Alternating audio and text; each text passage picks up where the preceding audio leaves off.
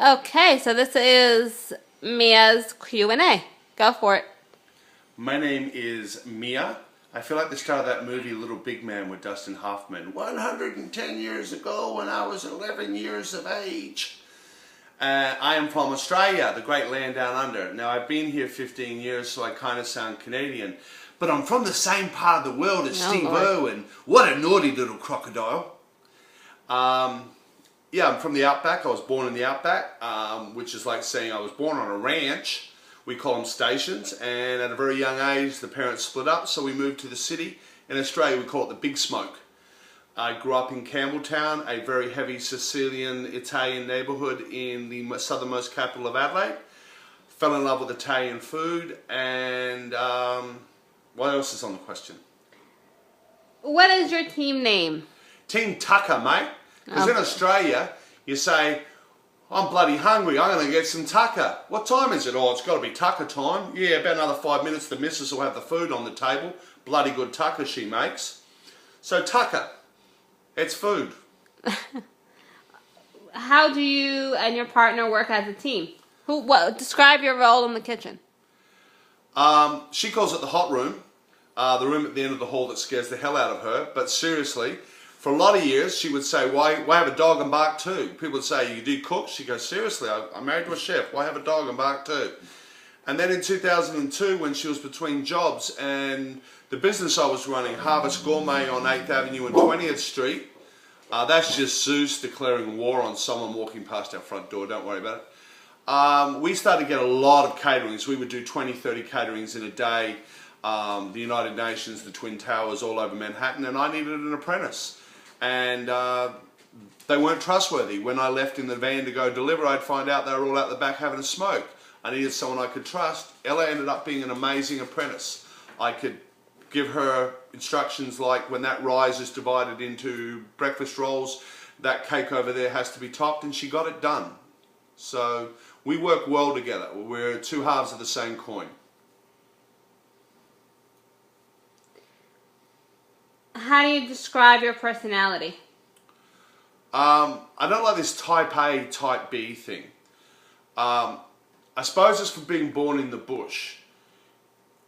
You get paid once a year. There's no corner shop. There's no movie. There's no Netflix. We were on 11 million acres. Our family property was 11 million acres. That's twice the size of the state of Rhode Island. It would be a year at a time between seeing humans. 600,000 cows and 12 humans.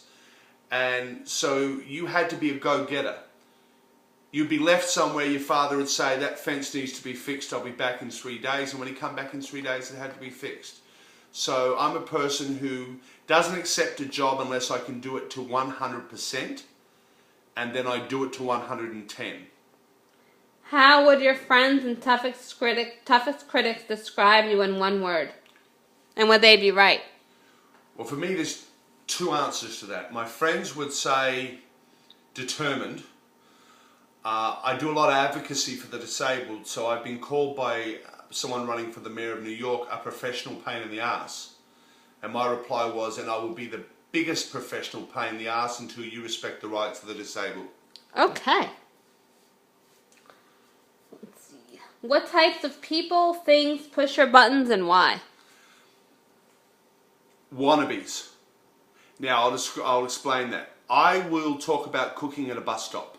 If 12 people are in an elevator, I'll share a recipe. If you come to me and say, as one young girl called Nikki did a lot of years ago, I want to be a chef and I'll sweep floors if you teach me, I will teach you.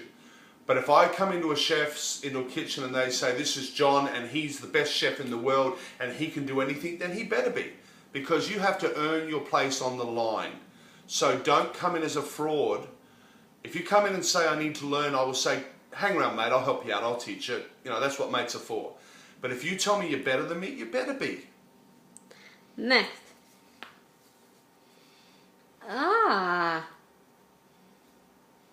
Please describe your team's skill level. There's a big ego in chefing because nobody employs a chef when you go for the interview and they say, oh, you're a very good chef. You go, not really, but I'll get the job done. You say, next please. So you ask a chef how good they are. They say the best bloody food you've ever eaten. Great tucker. I'm really good at what I've done, what I do and what I intend to do today and tomorrow. And I trust Ella to get any job done. So the two of us together, I'm the head chef and she's the really good 3rd or 4th year apprentice with a lot of promise who can follow directions and get anything done and only has to be shown once. What is your food industry experience? Apprenticeship from 14 to 19, pastry apprenticeship from 19 to 21. Owned my first restaurant at 20 with a partner and childhood friend. Owned that until marriage broke up. First marriage broke up. Moved around the States. Worked in Australia's greatest restaurants during my apprenticeship. I worked in Drummond Mansions, Ayers House. If you name a great Australian restaurant from the early 80s, I was part of the culinary team. As I worked my way, I would go into a restaurant and I would say to people with my chutzpah, as the New Yorkers would say, give me a day's work, and if you don't like my food, just pay me for one day, but if you like my food, offer me a job. And I never once got a day's pay and shown the door. I worked my way. If I wanted to stay somewhere, I just walked into a restaurant I liked and respected and I got a job. So I've worked everywhere. I grew up with a lot of people who became famous rock stars in Australia and some of them all over the world. So I got a job as a touring chef. I worked as a movie set chef. Came to New York. I worked for gourmet kitchens, gourmet delis, restaurants, catered Shadow Studios, 26th Street, owned by Sigourney Weaver, where most of the green screen productions were done in New York. I've catered for television shows, the United Nations, the Kennedys, Madonna, David Bowie, a lot of A-listers. And my greatest joy is just seeing a silent table where they're too busy eating to talk. And that is my experience. What kind of kitchen behavior pisses you off? Again, wannabes. I'll have fun in the kitchen. I'll play jokes on someone. I'll put ice cubes in their chef's hat. We'll send them for sky hooks. We'll tell them to go and ask the chef de jardin for a long wait. We'll do all that. But when it's peak hour, when it's work time, it's show me why I hired you and get the job done and we'll play later. How elaborate and creative are your designs when you're baking? Describe your most elaborate cake. My most elaborate cake was, the guy said he wanted a wedding cake that reminded him of the song Stairway to Heaven. It was an Italian wedding with no budget ceiling. Money was no option. So there was 14 cakes connected by stairways that totaled 14 feet high, with dry ice creating clouds floating around it, and when I pressed a button it played Stairway to Heaven. Okay. What do you think is your team's strengths and weaknesses in this competition? Our strengths are each other. As anyone who's ever come against us for any reason will tell you, they rue the day.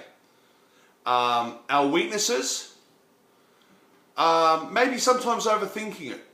Sometimes when we've had a bad experience, we've sat down afterwards and said, you know what, we just overthought that. So we're going to do a lot of planning, we're going to do a lot of rehearsing, we're going to think of anything you can possibly throw at us, and we're going to practice at 110%, and then we're just going to have a bloody good time on the show. If there's laughter and a party happening on this show, look for our corner.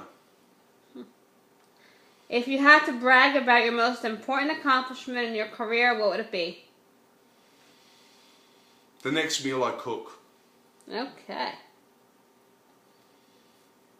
You're only as good as the last meal, and the next meal is going to be better. Describe your team's competitive nature. I was taught in judo that you never go on the mat to fight at the other person. You're only fighting your worst performance, and you're competing against yourself. I was brought up a lot on the teachings of Sun Tzu. And the same as the culinary, you're only as good as your last meal, and your next meal has to be twice as good as the one that was just served up. So my competitor is me. Okay. That actually answers the next question as well. You've seen competition shows. On a lot of these shows, there are clear types of competitors. The sweetheart, the drama queen. Where would you fall? If you're filming Ella and I talking after a hard day on the show with the sweethearts, if you're filming me while someone is